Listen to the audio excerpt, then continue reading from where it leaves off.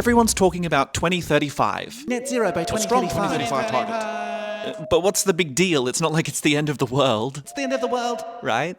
It's a temperature check on the climate crisis.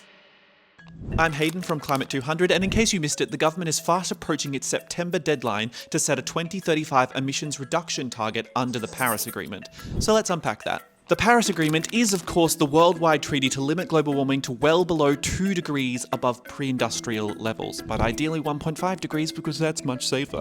And to do that, we need to turn the tap off planet-heating greenhouse gases. We need to reduce our emissions. That's basic physics. Now, every 5 years, or once every 2 blue moons, countries must submit a new, more ambitious target for turning off that tap. And this September, the next target is due to rise. We know that our window for action on the climate crisis is this next decade, so we need to be as close to net zero by 2035 as possible to protect communities from fires, floods, droughts, heat waves.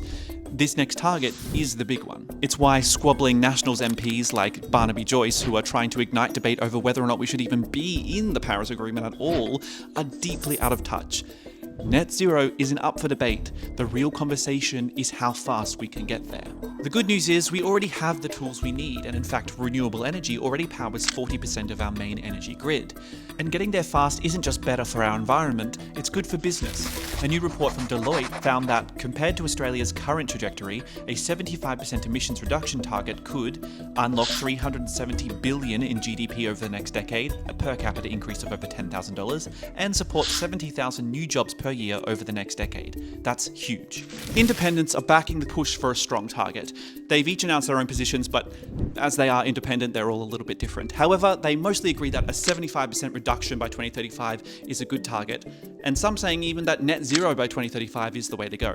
However, they are ultimately all agreed that it's time for some big moves, and they're playing a really important role in pushing the government towards stronger climate action. Of course, Australia is in the clutches of fossil fuel giants who don't want a strong target at all, but that's for the next video, so follow for more.